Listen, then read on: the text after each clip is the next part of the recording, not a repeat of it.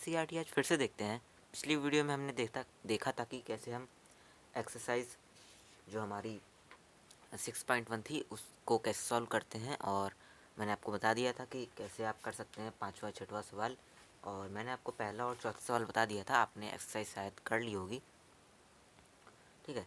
और इसके जो आगे टॉपिक है वो क्या है, समांतर रेखाएं और तिर्यक रेखा। समांतर रेखाएं और तिर्यक रेखा। देखिए, समांतर रेखाएं तो आपको पता होंगी, जिनके बीच का कोण 0 डिग्री होता है। अगर दो रेखाएं हैं उनके बीच का कोण 0 डिग्री है तो हम क्या कहेंगे कि वो दोनों रेखाएं कैसी हैं, समांतर रेखाएं हैं, ठीक है। और तिर्यक रेखा क्या होती है, देखिए, यदि दो रेखाएं हों या फिर उनसे अधिक रेखाएं हों, ठीक है, और उन पे एक रेखा भिन्न भिन्न बिंदुओं पर प्रतिच्छेद करती हो, दोनों अगर दो रेखाएं हैं तो उनको प्रतिच्छेद करती हो, 3 हो 4 हो, उनको भिन्न भिन्न बिंदुओं पर प्रतिच्छेद करती हो, तो उस रेखा को क्या कहते हैं, तिर्यक रेखा कहते हैं। तिर्यक रेखा कहते हैं। देखिए, जैसे दो रेखाएं हैं एम और एन, एक ये रेखा ये जा रही है, एक रेखा ये जा रही है, ठीक है, ये आगे बढ़ सकती हैं। ये एम है और ये एन है, ठीक है। अब इसको प्रतिच्छेद करती हुई, इन दोनों रेखाओं को प्रतिच्छेद करती हुई एक रेखा, ये मान लिया हमने एक रेखा है, ठीक है, जो इन दोनों को रेखाओं को प्रतिच्छेद कर रही है, ठीक है। तो यहाँ देखिए, दो बिंदु मिल जाते हैं हमें, पी, ये वाला पी हो गया और ये वाला क्यू हो गया, ठीक। अब देखिए, यहाँ कुछ कोण बन रहे होंगे, ठीक। रेखा एम पे देखिए 4 कोण बनेंगे, एक ये वाला, एक ये वाला, एक ये वाला और एक ये वाला, ठीक। एक ये वाला कोण इसमें बनेगा रेखा एन पे, ये वाला और ये वाला, समझ गए आप। अब हम नंबर दे देते हैं, जैसे ये 1, ये 2, ये 3, ये 4, ठीक, और ये 5, ये 6, ये 7, ये 8, ठीक। ये कोणों को हमने नंबर दे दिए, ये एंगल नंबर 2 है, ये एंगल नंबर 4 है, ठीक है, ऐसे। अब हम समझेंगे कि तिर्यक रेखाओं में जैसे दो रेखाएं हैं, ठीक है, तो उनमें जो कोण होते हैं उनको क्या कहते हैं, जो कोण बनते हैं, देखिए, ये जो कोण है 1 2 7 और 8, 1 2 7 और 8, इन कोणों को हम क्या कहते हैं, बाहा कोण। क्या कहते हैं, बाहा कोण, ठीक है। और जो कोण हमारे 3 4 6 और 5 हैं, 3 4 और 6 और 5 हैं, उनको हम क्या कहते हैं, अंतः कोण। क्या कहते हैं, अंतः कोण। बाहा का मतलब होता है बाहर की ओर। ये देखिए, ये बाहर की ओर है कोण, ये दोनों, ये चारों मतलब, और ये सब अंदर की ओर है, ठीक है। तो इन्हें क्या कहते हैं, अंतः कोण, ठीक। ऐसे देखिए, संगत कोण किसे कहते हैं,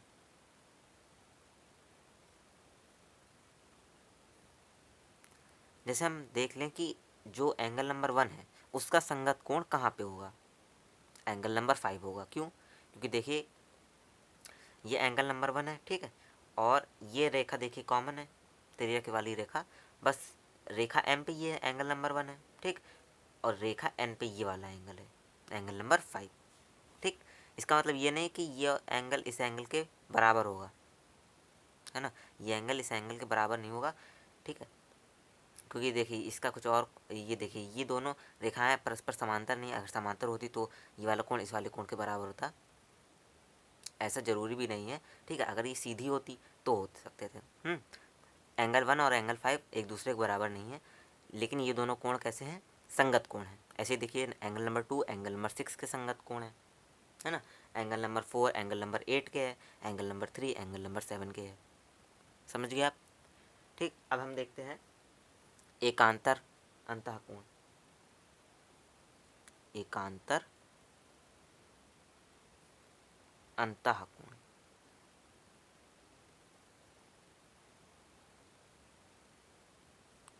देखिए, एकांतर अंतःकोण क्या होते हैं।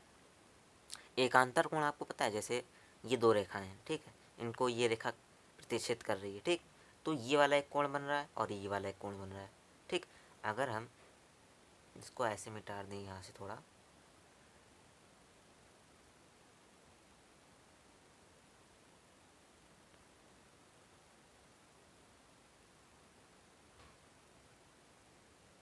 ये देखिए एक जेड की फॉर्म बन रही है। ये देखिए ये लाइन है, ये एक जेड की फॉर्म बन रही है, ठीक है। तो यहाँ देखिए ये वाला जो कोण है वो इस वाले कोण के बराबर होगा।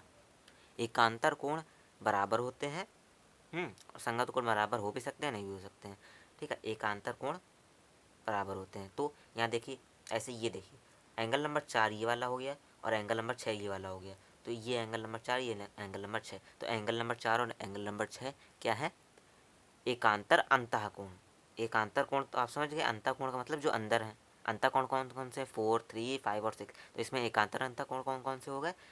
4 और 6 और 3 और 5 आपस में हो गए। ऐसे देखिए एकांतर बाह्य कोण।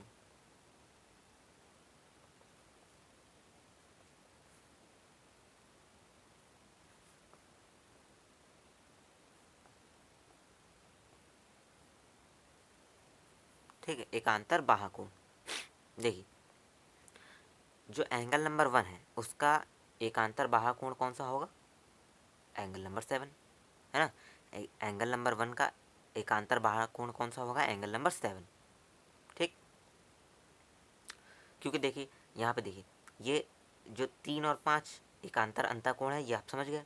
तो देखिए इसको देखिए, ये ऐसे कट रहा है, तो मैंने बताया था आपको शीर्षाभिमुख कोण, अगर आपको याद हो तो। ये देखिए ये वाला कोण इस वाले कोण के बराबर होता है, ये वाला कोण इस वाले कोण के बराबर होता है।